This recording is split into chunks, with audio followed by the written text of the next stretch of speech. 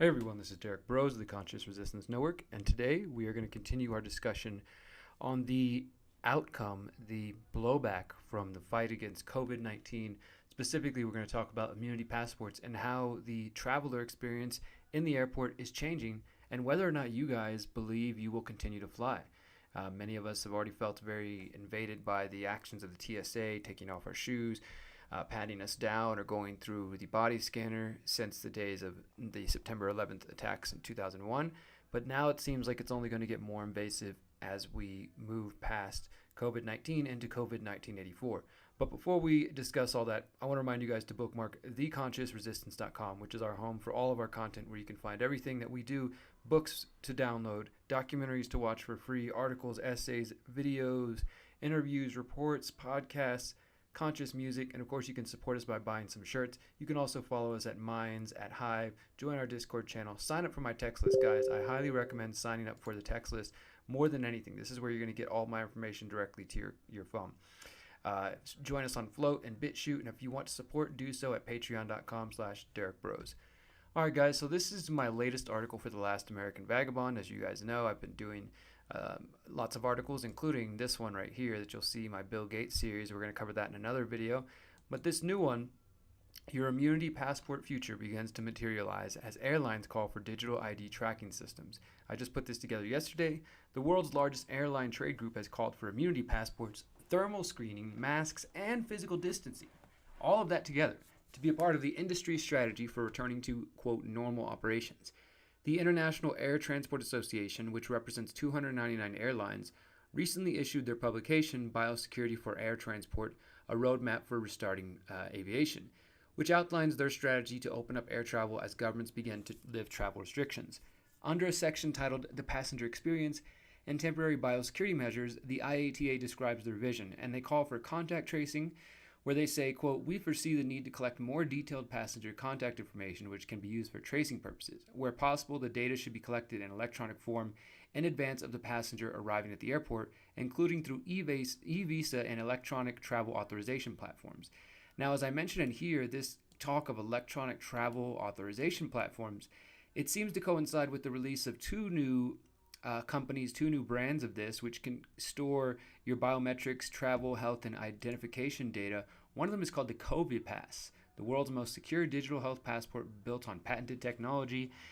And it involves biometrics, it involves a digital ID, sort of a digital wallet with all of your information on it. You can find out more at covidpass.com. There's some examples of it, and they discuss it on here. And then also, some of you know the company Clear, who has already been at the airports for years and allowing people who want to pay a little bit extra, and I guess they're due biometrics, you can skip the line at the airport and get ahead. Well, now Clear is offering the Health Pass. Will give employees and consumers the confidence and peace of mind to get back to work, shop at their favorite store, step into a restaurant, and attend a ball game. For over 10 years, Clear has been the trusted industry leader for biometric identity and access. Now, no matter where you go, Clear's established platform can make everyday experiences easier and safer for everyone. So they don't want this to just be at the airport as far as Clear is concerned. They want this to be like a health pass that you use everywhere. You verify your identity with biometrics, you complete a real-time health quiz and upload your lab results to the provider, scan your QR code and check your temperature. Then, once they verify your health and identity with your face or QR code, the venue can decide whether you get to enter. So, they have bigger plans as far as that goes.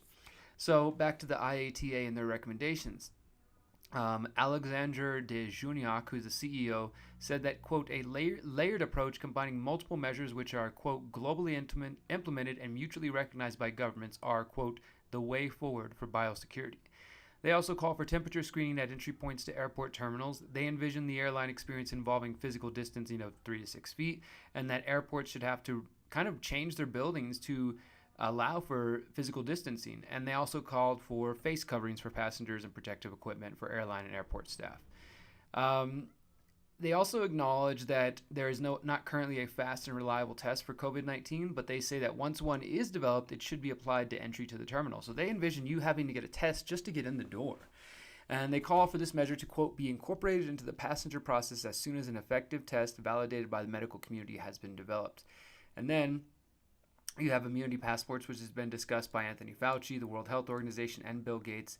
The IATA states that immunity passports could play an important role in further facilitating the restart of air travel, and they believe it is essential that a recognized global standard be introduced and corresponding documents be made available electronically. Finally, they believe that this is a general move towards greater use of touchless technology, and biometrics should also be pursued. And of course, biometrics would include facial recognition, retina scanning, and or thumbprints. Now, finally, this vision painted by the IATA is one where those of us who choose to fly are faced with invasive security measures, surveillance, biometric tracking, immunity passports, temperature screenings, and generally less human contact due to physical distancing and less communication with actual people.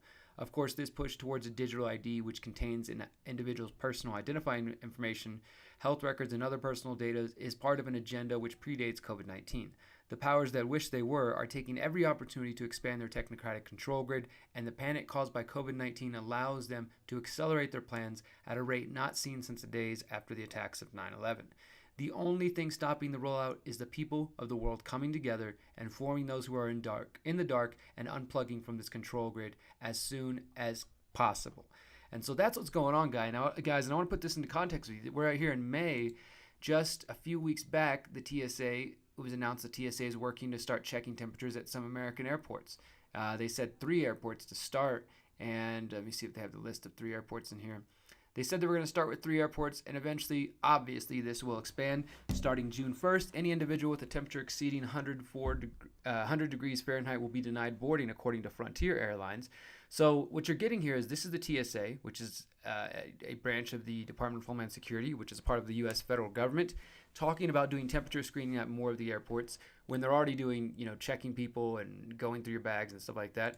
Then you've got the IATA, which represents 299 airlines, including those in the U.S. and those in Mexico even, and many around the world, calling for contact tracing, immunity passports, masks, and other invasive things like that. You've also got the development of the COVID Pass and Clear's Health Pass taking place at the same time, not to mention ID 2020, which we talked about last year.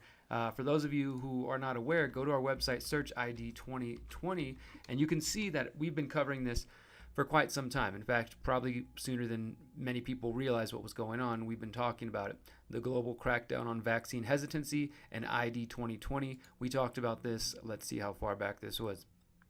This was back in, so just over a year, it seems, November 2019. So yeah, back in November, I was bringing up vaccine the ID 2020, and of course we know about Gavi. A lot of these things are funded by the Bill and Melinda Gates Foundation, as are the vaccines, as are the efforts to combat disinformation. And as I said in my recent Bill Gates investigation, he's also funding 5G, geoengineering, Monsanto, pesticides, and many other things. So that man is calling for immunity passports. Now the World Health Organization is calling for it. Now the airlines are calling for it. Soon the people will be calling for it and cheering it on, because our digital ID tracking immunity passport future is now coming into view. And so you're going to have both the federal government checking temperatures, you're going to have the airlines calling for their own checking of temperatures and passports. You got individual private companies trying to cash in on this and make products that they can sell and market as part of the technocracy. I mean, it's all coming together, guys, and I've tried to just, sound the alarm bells, and there's still people who think I'm crazy on social media, but I don't really care anymore. It's becoming so clear. So if you see what's happening, it's important more than ever to spread this information, to talk to your family and friends, help them see that the technocratic control grid, the technocratic state is being erected right now. And if we allow our fear of COVID-19, or even not your fear, but there are people who say, I'm not afraid, I'm just compassionate, I care about other people, and I don't want to get other people sick. So they're willing to accept some of these egregious violations of liberty, or they don't even see them as violations because it's like, oh, well, it's just a minor temporary inconvenience, and that's the key word. Are these things really temporary? History would say not. The governments and the people that wish they were the true powers, the people who pretend to be the power at the top of the pyramid, they use crises as a way to grab more power, as they have with 9/11 and every single crisis since then and every single crisis preceding that. And COVID-19 is no different. They are doing the exact same thing. They're grabbing as much power as possible.